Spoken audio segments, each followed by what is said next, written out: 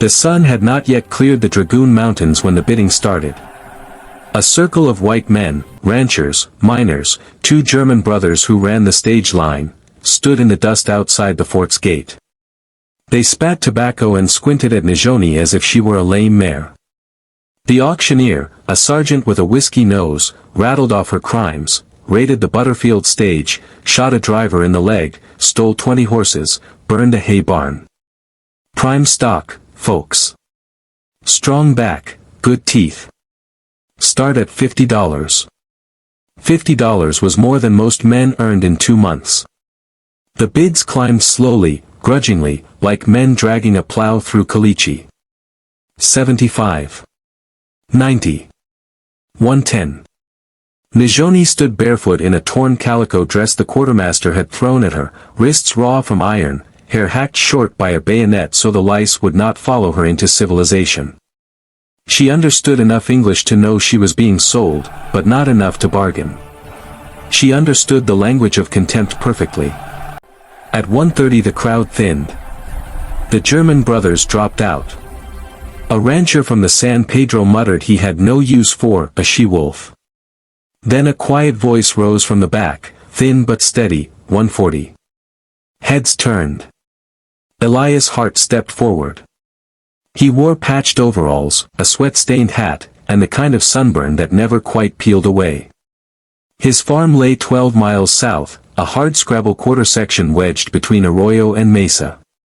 He had no wife, no children, no hired help. He had a milk cow named Daisy, a 3-legged dog called Tripod, and a mortgage note that bled him dry every harvest. 140 was every dollar he had saved for seed corn. The sergeant banged his pistol but on an empty crate. Sold to the sodbuster.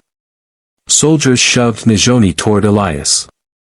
She stumbled, he caught her elbow without thinking. The touch was brief, impersonal, the way a man steadies a sack of grain. But her skin burned where his fingers had been.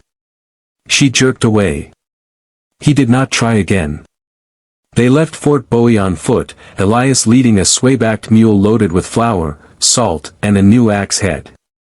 Najoni walked behind, wrists still cuffed, a rawhide lead rope knotted to the mule's tail. The soldiers laughed at the picture, the stoop-shouldered farmer and his savage prize. Elias did not look back. The trail south wound through Ocotillo and Cholya. Heat shimmered, buzzards circled. By noon Najoni's feet were bleeding. Elias noticed but said nothing until they reached a seep beneath a cottonwood. He knelt, filled his hat with water, and held it out. She stared, suspicious. He set the hat on the ground and turned his back. Only then did she drink, gulping like a deer. That night they camped in a dry wash. Elias built a small fire, roasted a strip of jerky, divided it in half. She ate hers in 2 bites, eyes on the darkness beyond the flames. He offered coffee, she refused. When he lay down with his saddle for a pillow, she sat against a rock, knees drawn up, watching him until the fire burned to embers. Sleep came hard for both. Dawn found them moving again. The cuffs chafed, flies feasted on the scabs. Elias stopped at a blacksmith's shop in the hamlet of Tres Alamos, paid $1 he could not spare, and had the iron struck off. The smith raised an eyebrow but asked no questions. Najoni rubbed her wrists, flexed her fingers, and for the first time looked Elias in the eye. He met her gaze, then looked away, embarrassed by what he saw there, gratitude mixed with hatred. The farm appeared at dusk, 80 acres of creosote and hope. A 1-room adobe, roof half-caved where Apache raiders had torn off the vigas for firewood the winter before. A corral of mesquite posts. A windmill that groaned but turned. Elias unhitched the mule, pointed to a pallet of blankets inside the door. "You sleep there," he said. His voice cracked, he cleared his throat. "I'll take the barn."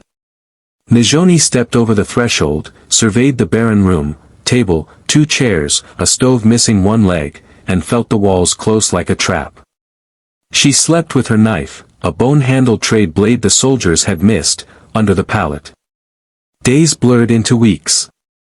Elias rose before light, hitched the mule, and plowed furrows that looked like brown scars across the earth. He expected nothing from Najoni and received less.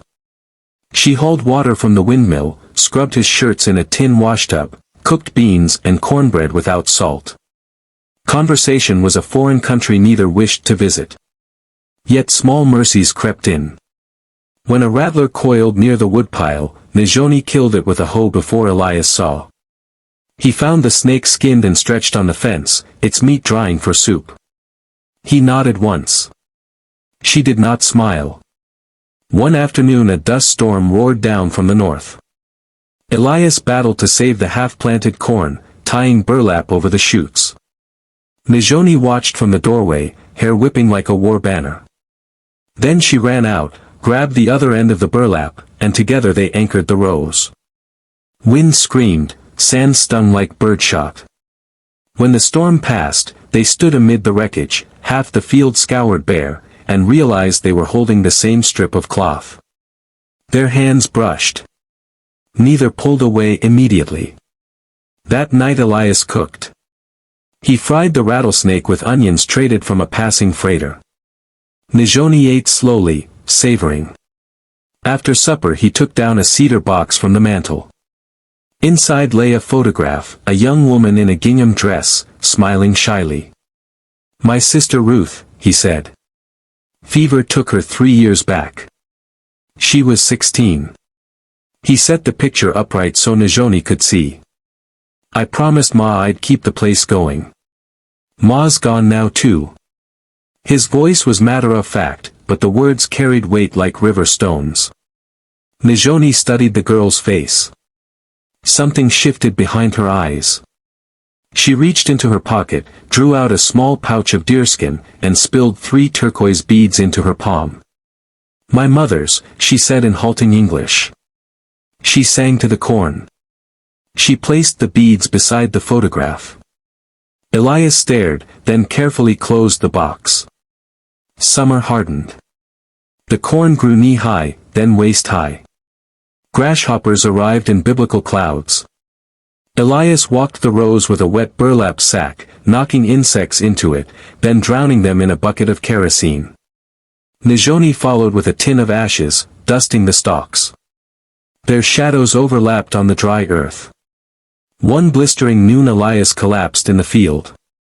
Sunstroke. Najoni dragged him to the shade of the cottonwood, poured water over his head, forced willowbark tea between his teeth.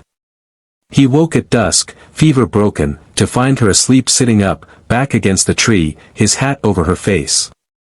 He studied the curve of her neck, the scar on her shoulder where the whip had kissed her, and felt something dangerous stir, something beyond pity. He built a second bed in the adobe, partitioned by a blanket on a rope. She moved her pallet without comment.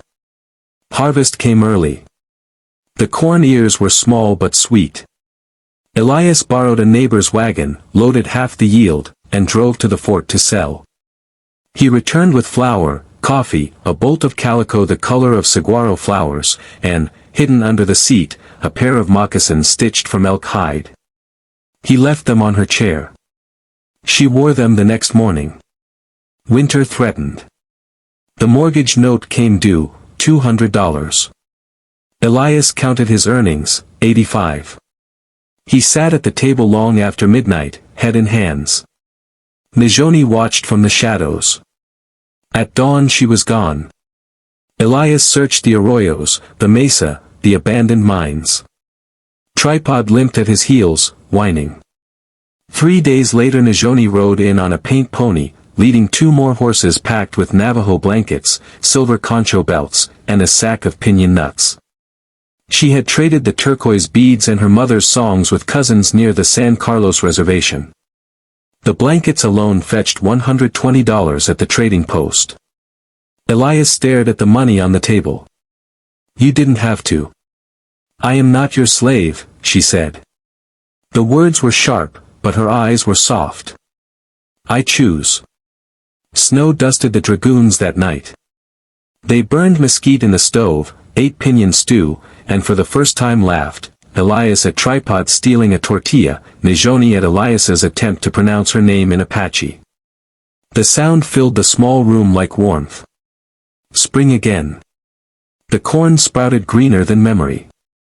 Elias built a loom from cottonwood, Najoni wove a blanket of red and black diamonds. They took it to the county fair in Tombstone. The judge, a banker's wife from Boston, awarded a blue ribbon and asked where such a primitive yet exquisite design originated. Najoni answered in English clear as a bell, from the land that feeds us both. The woman blinked, then smiled. Word spread. Miners' wives ordered blankets. A photographer from Harper's Weekly took their picture, Elias in his Sunday shirt, Najoni in doeskin, the blue ribbon blanket between them. The caption read, "Civilization and Savagery in Harmony on the Arizona Frontier." Elias hated the headline, Najoni cut it out and pinned it above the stove anyway. But peace is a fragile crop. In August a courier from Fort Bowie arrived with a warrant. The army had discovered Najoni's escape, branded it theft of government property. A posse would come at dawn. Elias read the paper twice, then burned it in the stove. He saddled the paint pony, handed Najoni the reins. "Ride south. Mexico's 3 days if you push. I'll hold them." She swung into the saddle, then slid down again. "I ride with you, or not at all." They spent the night digging a rifle pit behind the corral, stacking sacks of corn for cover. Tripod growled at shadows. At first light the posse thundered in, 6 troopers, the lieutenant with the whip scar on his conscience. Elias stepped onto the porch, Winchester across his chest. "This is private land. Turn around." The lieutenant sneered. "Hand over the squaw, farmer. She's federal property." Najoni appeared beside Elias, her own rifle steady.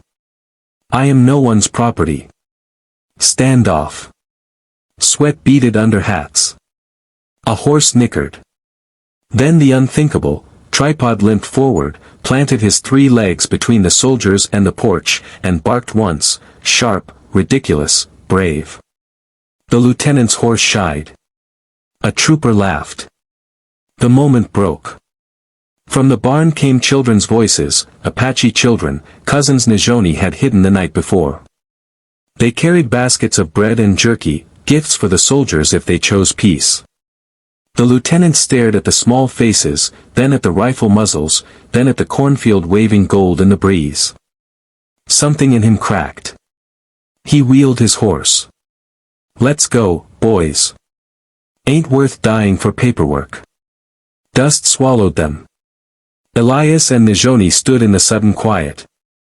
She touched the scar on her shoulder, then his sunburned cheek. "We are free," she whispered. He wasn't sure if she meant the farm, the future, or their hearts. Maybe all 3. 10 years slipped by like monsoon rains, fierce, brief, nourishing. The adobe grew a second room, then a porch where hummingbirds battled over a tin of sugar water. The cornfield doubled, then tripled, irrigated by a ditch Najoni engineered with stones and stubbornness. Tripod died of old age under the cottonwood. They buried him with a rattlesnake rattle and a blue ribbon. A new dog arrived, a pup with 1 blue eye, 1 brown, christened Bino, friend, in Apache. Elias paid the mortgage with the first blanket profits and never borrowed again. Najoni's designs, lightning bolts, wedding baskets, the 4 sacred mountains, sold in Tucson shops and even reached a gallery in New York. She signed each piece with a tiny handprint in red clay. Buyers asked for the story, she told them only, "Love wove this." They married on the longest day of the year, 1894. No priest, no judge, just the 2 of them on the mesa at sunset, exchanging vows in English and DNDE, Apache and farmer tongues braided like sweetgrass. Elias gave her a ring hammered from a silver dollar, Najoni gave him a quiver of arrows fletched with eagle feathers. Children came, first a daughter, Ruth, named for the photograph that still sat on the mantel, then a son, Tahoma, sun on water. Ruth had her mother's eyes, Tahoma had his father's quiet grin. The farm became a way station. Apache families fleeing the reservation stopped for water, news, a night's safety. Soldiers on patrol drank coffee on the porch and left their sabers in the barn. A schoolteacher from Kansas taught letters in the shade of the Ramada. Nijoni taught counting with kernels of corn. The children learned both. But history is a restless horse. In 1904 the government opened the Chiricahua Reservation to white settlement. Surveyors arrived with theodolites and greed. They offered Elias $5 an acre for land now worth $50. He refused. They returned with papers claiming eminent domain for a railroad spur. Nijoni read the document aloud, translating legalese into plain anger. That night she saddled Binal and rode to every ranch within 20 miles, speaking to wives in kitchens, vaqueros around campfires. By dawn a petition circled, 200 signatures, Apache and Anglo, demanding the spur be rerouted through the empty valley to the east. The surveyors left cursing. The victory was sweet but temporary. Drought followed, then grasshoppers, then the panic of 1907. Banks called loans, neighbors lost homesteads. Elias and Nijoni opened their barn to 3 families, fed them from dwindling stores, taught them to weave. When the corn failed, Nijoni remembered her mother's songs and planted beans in the Apache way, 3 sisters together, corn, beans, squash. The crop thrived where monoculture withered. Word spread again. Extension agents came to learn, not to lecture. Ruth grew tall and fierce, winning spelling bees and foot races. Tahoma could track a jackrabbit across basalt and quote Shakespeare by lantern light. On Sundays the family rode to the little church in Tres Alamos, now Presbyterian, built with lumber from Elias's first profitable harvest. The preacher, a former Confederate chaplain with a limp, welcomed Apaches in the front pew. Old grudges died hard, but children's laughter buried them. In 1916 the Great War flickered on the horizon. Recruitment posters appeared in the post office, Uncle Sam wants you. Tahoma, 18 and restless, talked of enlisting. Nijoni's face went still. She had seen what uniforms did to brown skin. Elias said nothing for 3 days, then took his son to the mesa at dawn. They sat where the wedding vows had been spoken. Elias told the story of the whip, the auction, the choice to stay. Fighting for a country that tried to own your mother, that's a heavy load, son. Be sure the cause is yours. Tahoma listened, then enlisted anyway, but as a code talker, carrying his mother's language into the trenches of France. Ruth stayed, married a Mexican blacksmith from Sonora, and bore twins with copper curls. The farm echoed with Spanish, Apache, English, and the clang of hammer on anvil. Nijoni, hair now threaded with silver, taught the twins to weave tiny blankets for their dolls. The 1920s brought electricity, wires strung by WPA crews who camped in the corral and learned to cook fry bread. A radio crackled with Amos and Andy, then news of the crash. Neighbors again faced ruin. Elias, 60 but straight-backed, organized a co-op, pooled seed, shared equipment, marketed blankets under one label, Hart and Nijoni Designs. The first catalog went to Sears Roebuck, orders poured in from as far as Chicago. In 1934 the Indian Reorganization Act passed. Reservation schools closed, children could attend public classrooms. Ruth became the first Apache teacher at Tres Alamos Elementary. On her first day she wore the blue ribbon blanket as a shawl. The principal, a Texan who had once bid on Nijoni at auction, shook her hand without flinching. World War II called Tahoma again. He returned with a Bronze Star and nightmares. Nijoni sang him to sleep with lullabies older than the fort that had chained her. Elias built him a small house beside the windmill. Tahoma planted peach trees, blossoms scented spring like forgiveness. The 1950s brought television, then interstate highways. Tourists stopped for gas at the station Elias's grandson opened where the old stage road crossed the new asphalt. They bought postcards of the Apache farmer's wife and her famous blankets. Nijoni, 70 now, signed them with a steady hand. Reporters asked for her secret. She answered, "Kindness is a seed. Plant it anywhere, it grows." In 1962 Elias woke before dawn, kissed Najoni's forehead, and walked to the cottonwood. He sat beneath its shade, watched the sun gild the corn, and died quietly with Tripod's old collar in his lap. They buried him beside the dog, facing the mountains he had learned to love through Najoni's eyes. The farm passed to Ruth and Tahoma, then to their children. The adobe grew into a compound of laughter and languages. The windmill still turned, though pumps now drew deeper water. The cornfield became an experimental plot, hybrid seeds, drip irrigation, university students in Birkenstocks measuring soil pH. Najoni lived to 93, weaving until arthritis locked her fingers. On her last morning she asked to be carried to the mesa. Grandchildren lifted her in a quilt of her own design. She looked over the valley, green patchwork, silver ditch, children chasing Binal's great-grandpup, and smiled. "Tell them," she whispered, the whip became a loom. She died at sunset. They carried her down wrapped in the wedding blanket. The funeral drew hundreds, tribal elders in ribbon shirts, cowboys in starched wranglers, a congresswoman who had worn Hart and Najoni scarves on the campaign trail. The preacher read from Proverbs, "She makes linen garments and sells them." Ruth added the Apache prayer for safe journey. Tahoma fired 3 shots into the sky, "Soldiers salute, hunters farewell." The farm endures. On the porch hangs a bronze plaque dedicated in 1986, "Here punishment became partnership, enmity became family, a lash became a legacy." Tourists take selfies, school buses unload. Docents, great-grandchildren with Najoni's eyes, tell the story. They begin with the crack of the whip, end with the rustle of corn's silk in the wind.